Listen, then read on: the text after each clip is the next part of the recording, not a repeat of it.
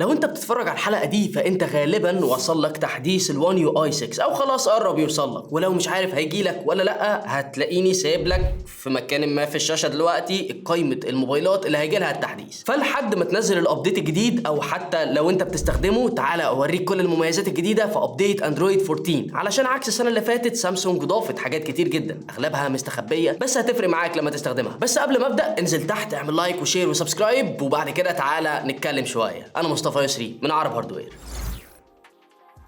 اول حاجه هتلاحظها لما تعمل الابديت والموبايل يفتح ان الخط اتغير. سامسونج غيرت الخط الافتراضي بتاع النظام، هو الفرق مش كبير يعني مش هتحس بيه قوي، بس يعني انا عاجبني كنوع من انواع التغيير. تقسيمه الشاشه الرئيسيه والتطبيقات اتغيرت برضو، هتلاقي الشاشه بقى فيها 24 تطبيق بدل 20، يعني هتلاقي فيه صف زياده زي ما انت شايف كده، بقى 1 2 3 4 5 6 في صف زياده، بس عادي ممكن ما يظهرلكش لو انت كنت مغير عدد الصفوف من قبل كده، لو مخليه 5 في 6 مثلا او ايا كان. نيجي بقى لاكتر تغيير انت هتلاحظه، نافذه الاشعارات او النوتيفيكيشنز بانل. طبعا عادي زي الاول انت ممكن تسحب من اي مكان في الشاشه وهتنزل لك كده، بس زي ما انت شايف هم غيروا شكل الاشعارات. هتلاقي كل نوتيفيكيشن بقت لوحدها في كارت منفصل بس متجمعين ورا بعض، يعني الرسائل ورا بعض بس لما تفردهم مثلا لو دوسنا كده هتلاقي كل واحده برضو لوحدها. ترتيب الاشعارات برضو بقى ممكن تغيره، يعني هو العادي انه مترتب بالاهميه، في الاول الرسائل الايميلات الواتساب وبعد كده مثلا البنوك والتطبيقات وفي الاخر الالعاب. انت ممكن تغير الموضوع ده وتخليهم مترتبين بالوقت اللي وصلوا فيه. المهم لما تسحب تاني هتلاقي الاختصارات السريعه. سامسونج خلت شكلها شبه النسخه الخام لاندرويد 14، فوق الواي فاي والبلوتوث وتحتهم باقي الاختصارات اللي موجوده هنا، وممكن تخلي الاضاءه والتحكم في الاجهزه المنزليه او تشيلهم براحتك. هو كشكل جديد فانا عاجبني الشكل بصراحه، بس في حاجه مش عارف الناس خدت بالها منها ولا لا. في ون يو اي 5 والنسخ كمان اللي قبل كده كنت ممكن تسحب كمان مره لتحت فتلاقي الاختصارات في مستوى ايدك بتكون تحت شويه وفي مسافه كده هنا فوق. الموضوع ده اتلغى وبقى مستحيل تقريبا تستخدم الاختصارات وانت ماسك الموبايل بايد واحده زي ما انت شايف كده، عشان خصوصا ان ايدي صغيره زي ما انت شايف كده. فالواي فاي والبلوتوث انا عمري ما هعرف اوصل لهم بالصباع ده مثلا، يعني بس هي ملحوظه مش اكتر. بس انا كنت افضل ان الشكل القديم يفضل، حتى لو ان الشكل الجديد ممكن يكون افضل في شويه حاجات، بس التاني كان اسهل في الاستخدام شويه. نسيت اقول لكم، لو سحبت الشاشه من هنا مثلا هينزل لك البوتونز او الزراير بتاعه النوتيفيكيشن او النوتيفيكيشن بانل نفسها.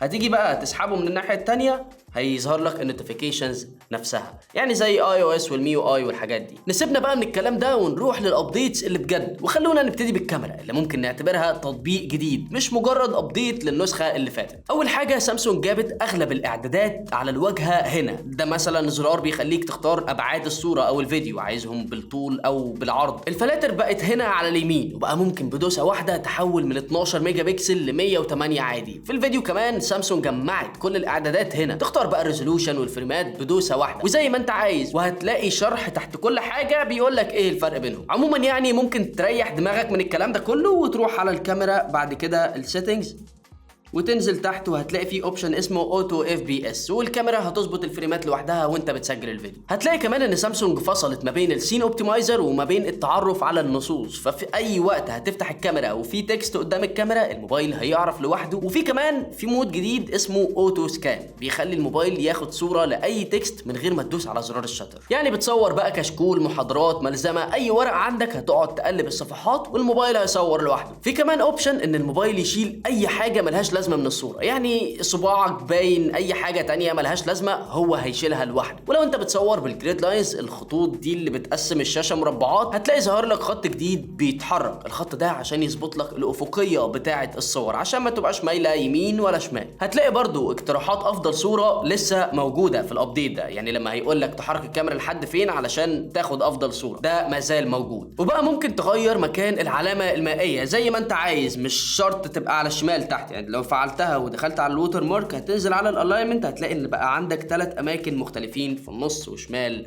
وفي اليمين. اخر حاجه سامسونج ضافتها للكاميرا هو ان بقى ممكن تعمل ويدجت مخصوص على الهوم سكرين لكل مود تصوير لوحده. يعني انا مثلا هنا عامل اختصار للبورتري، عامل اختصار واحده تانية للسيلفي وواحده للفيديو 60 فريم 4K. انت كل اللي هتعمله هتدوس دوسه مطوله على الشاشه وتدخل على ويدجتس وتنزل هنا وتختار كاميرا، وهتلاقي ان كاستم كاميرا دوس عليها وهيبدا يقول لك بقى انت عايز ايه المود اللي انت عايز تختاره بتاع الكاميرا الخلفيه ولا الاماميه، وايه المود اللي انت هتختاره لكل كاميرا، وزي ما انت عايز. الجاليري كمان جاله كام ابديت حلوين. ممكن طبعا تدوس على اي حاجه، وليكن في الصوره دي مثلا هندوس على علي دلوقتي. نقدر دلوقتي ان احنا نسيفه كايمج، ممكن نحوله كستيكر، وممكن اخد علي كده ونروح بيه على مثلا وليكن تطبيق واتساب، ونبعت عليه في الشات هنا. حاجه كده زي الدراج اند دروب بس في الموبايل كله. ولو انت عايز تقص حاجه من صوره انت واخدها مثلا، او زي سكرين شوت او اي حاجه، بدل ما تقعد تقص بايدك وتعمل كل الكلام ده، انت هتدخل على الجاليري. وبعد كده مثلا انا عايز اعمل حاجه في الصوره دي، هقول لك هعمل ايه دلوقتي. هدوس على اديت، بعد كده هدوس على الاربع مربعات دول، ورحت دايس على لاسو اللي هي التول بتاعه القص. بس الابديت هنا ان هي بتعرف تتعرف على الاوبجكت اللي انت عايز تقصه من الصوره. يعني مثلا خلينا ندوس دلوقتي على السيرش بار ده، زي ما انت شايف كده هو حدد السيرش بار. لو دوست انا على نيكست هو خلع لي او فصل السيرش بار ده من الصوره الكامله اللي كانت موجوده في الصوره او السكرين شوت الثانيه. ادوس على دان، وبعد كده ممكن اعمل سيف از كوبي. فدلوقتي بقى عندي السيرش بار منفصل في صوره لوحده PNG، مختلف تماما عن الصوره السكرين شوت اللي انا كنت واخده منها في الاول. سامسونج كمان عملت تطبيق اسمه ستوديو. التطبيق ده معمول علشان تعدل الفيديوهات من خلاله، ممكن تفتحه من الجاليري او تخليه يظهر بره مع باقي التطبيقات زي ما انت شفت كده. انا مخليه مع التطبيقات الثانيه. لما تيجي تشير حاجه دلوقتي وليكن اللينك بتاع موقع عرب هاردوير، هتلاقي ان القائمه بتاعه الشير اختلفت، بقى يظهر لك بريفيو لو في حاله ان انت بتشير صوره مثلا، لو في حاله ان انا باخد او بشير لينك من صفحه على الانترنت هلاقي بيقول لي خد لونج سكرين شوت. هتلاقي برضو سنت ديفايس، هتلاقي ان انت تحول اللينك ده لكيو ار كود عشان تشيره ككيو ار كود. فعلى حسب التطبيق اللي بتشير منه هتلاقي الاختصارات اختلفت على حسب انت بتشير صوره، فيديو، لينك، تكست، ايا كان انت بتشير ايه. السيرش في الموبايل اتطور عن قبل كده، يعني لو دورت على حاجه دلوقتي هيجيب لك نتائج ليها من كل حته تتخيلها، التطبيقات، الملفات، الهيستوري بتاع المتصفح، الرسائل، الايميل، الجاليري، وحتى اليوتيوب. كمان لو انت بتدور على تطبيق معين لما تدوس عليه دوسه مطوله هيجيب لك اختصارات زياده. يعني مثلا ده الجالاكسي ستور، هتدوس عليه كده هتلاقي يطلع لك زرار تعمل ابديت لكل التطبيقات. مثلا لو انت في مكالمه واتخنقت من اللي بتكلمه من صوته، ممكن في النص تحول لبيكسبي تكست، انت هتكتب انت عايز تقول ايه وبيكسبي هتتكلم مكانك، ولما الطرف الثاني يرد بيكسبي هتحول لك الكلام لنص على الشاشه. الاول الموضوع ده كان لما تيجي ترد على المكالمات بس دلوقتي بقى في النص كمان. زي ما بقى ممكن تنقل الصور بانك تمسكها بايد وتتحرك بايد لما توديها للمكان اللي انت عايزه، ممكن تعمل نفس الكلام ده مع التكست او الملفات براحتك. يعني زي ما قلت لك كده الموضوع في السيستم كله بقى دراج اند دروب. ونروح بقى للسيتنجز. اغلب التغييرات هنا في الخصوصيه والامان. سامسونج عملت اختيار جديد للحاجتين دول بس مجمع لك كل حاجه. يعني انت لو دخلت على السكيورتي اند برايفسي هتلاقي هنا كل حاجه بقى، اللوك سكرين والباسوردات بتاعتك والسكيورتي والبصمه بتاعت الموبايل. بس في اوبشن جديد بقى اسمه اوتو بلوكر. الاوبشن ده ببساطه علشان يحميك ان انت لما توصل الموبايل بتاعك باي شاحن او كابل USB من الكابلات او الشواحن اللي ممكن تحقن الموبايل باي برمجيات خبيثه، او يجي لك رسائل فيها صور جواها بيانات مشبوهه. بس خلي بالك عشان لو هتشغله مش هتعرف تستخدم اي ADB كوماند ولا تعمل سوفت وير ريكفري من اودن زي ما بنعمل. فلو انت مش شخص مستهدف ومهم ما تفعلش الموضوع ده احسن. واخيرا بقى ممكن تشوف باسورد الواي فاي بتاعك من السيتنجز عادي.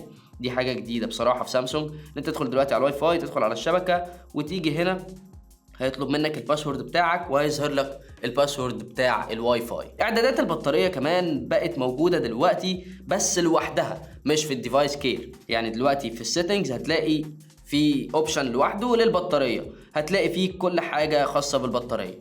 الجديد في اندرويد 14 ان دلوقتي بقى يظهر لك ان عدد السايكلز بتاعه الشحن للبطاريه الواحده، فانت هتعرف الهيلث بتاعه البطاريه بتاعه الموبايل من عدد السايكلز ده. بس للاسف الكلام ده ما اتضافش في سامسونج حتى الان. في طبعا شويه ابديتس ثانيه زي ان في ايموجيز جديده، سامسونج روتينز بقى فيه اوبشنز اكتر، الفايل مانجر بيديك اقتراحات الملفات اللي ملهاش لازمه وممكن تمسحها. كل الكلام ده ممكن تكتشفه بنفسك، او لو عايزني برضو اقلب فيه قول لي في الكومنتس. وما تنساش اللايك والشير والسبسكرايب لو الحلقه عجبتك، وفوتني بعافيه.